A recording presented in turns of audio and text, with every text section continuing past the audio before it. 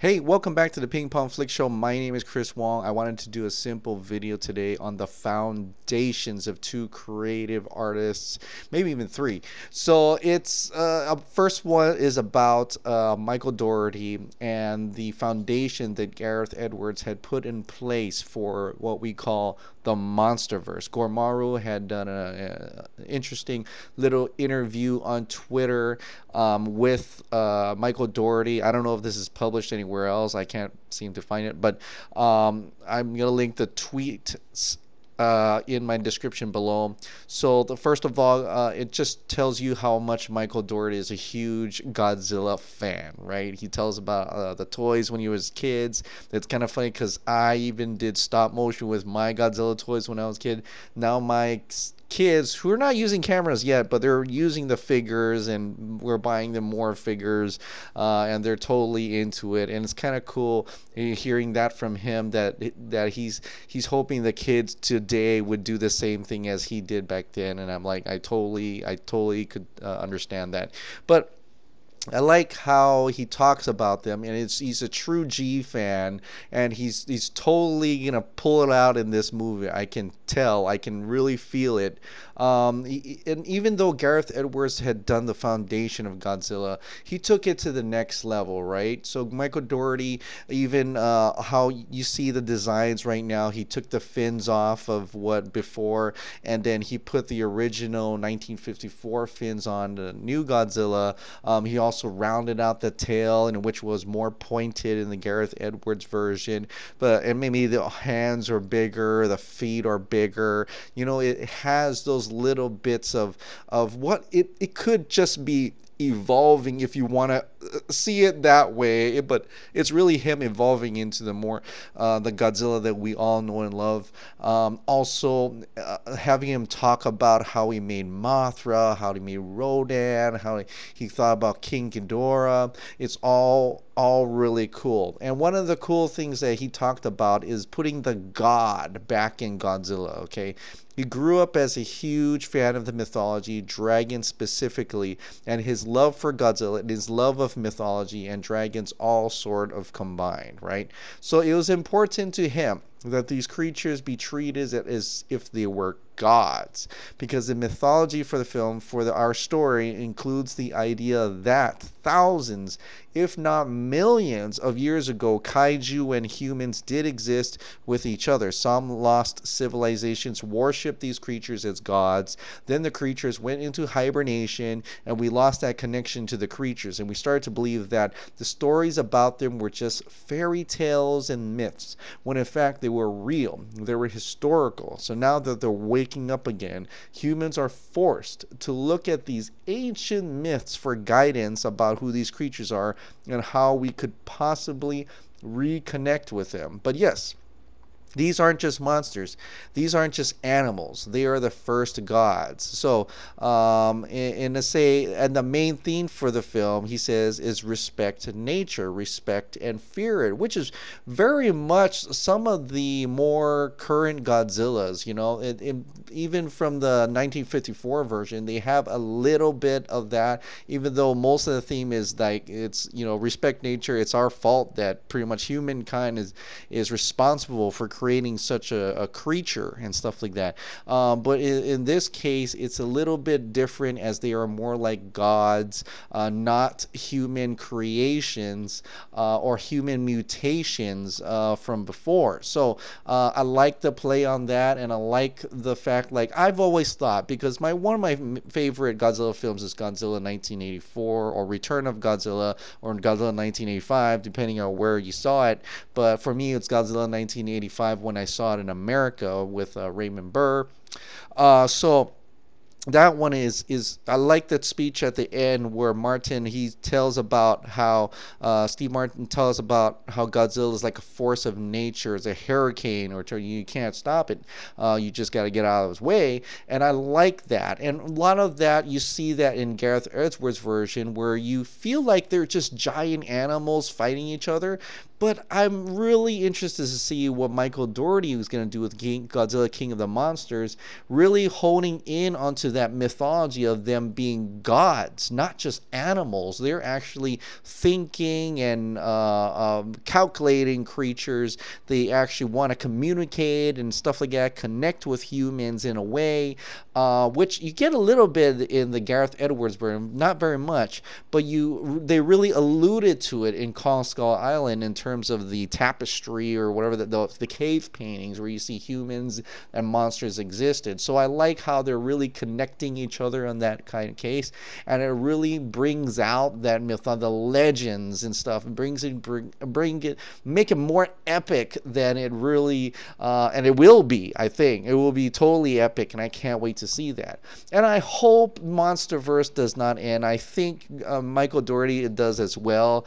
When asked about a little bit about Biollante, he says he wanted to do it, but if I had the opportunity to do it again, I would have Biollante, and Gigan. I would totally dig that. Of course, maybe Gigan before Biollante. I feel like Biollante could be a creature that we're like Plant Godzilla in a way. They have that type of sameness to it, kind of, not really, but like plant-based creatures, and I think that would bode well and speak well for future movies in the case of that respect nature kind of motif they're looking for.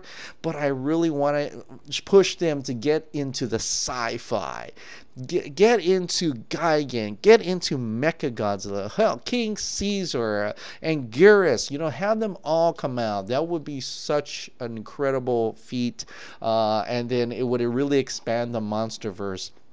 As you know, Godzilla is the first cinematic universe of all time, so I would totally want to see a modern take on that, depending where this goes. If Toho and the audience and everybody loves Godzilla King of the Monsters, as well as Godzilla versus Kong, we could start seeing a lot more Godzilla films coming out of Legendary, expanding the universe, adding more monsters. This is a new era of having kaiju monsters once again in the theaters, and I can't wait to see it. I really can't wait. Godzilla King of the Monsters is my #1 most anticipated movie of this year, by far.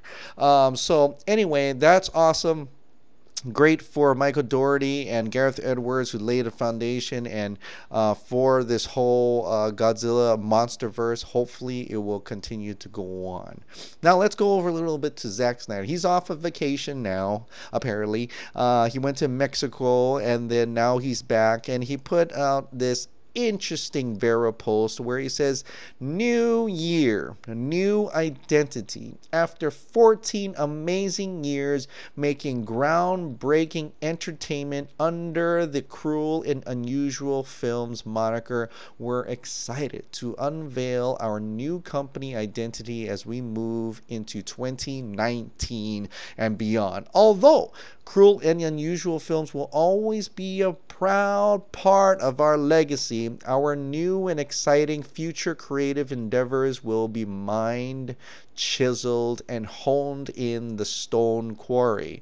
Film, television, animation, the Stone Quarry, a sacred creative space that has been 4 years in the making. Let's go." So there you have it. Zack Snyder has officially unveiled his new office, his new company, and this is it. It is the Stone Quarry.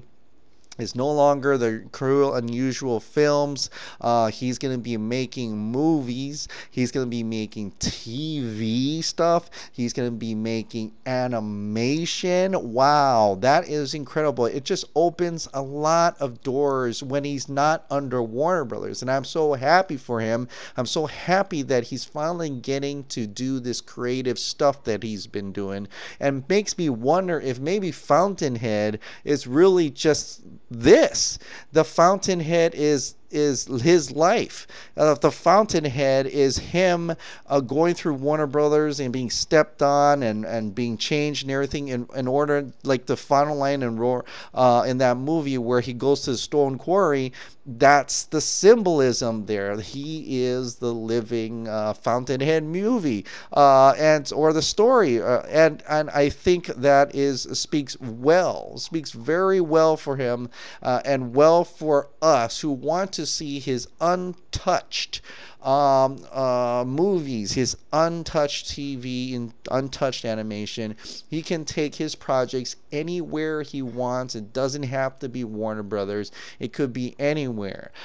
He can put it on Netflix. He can put it on Hulu. He can put it anywhere he wants to. And it's a distributor that will back him up. A distributor that won't make him change anything, and let him go with it. And I think Netflix is those types of distributors where they let the directors do what they want and they release what they want. And I think that speaks very well for the Stone Quarry and Zack Snyder, and we'll see some great, fantastic stuff from him.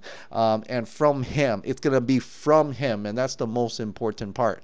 What does this actually tell us about the Snyder Cut, though? I have no idea.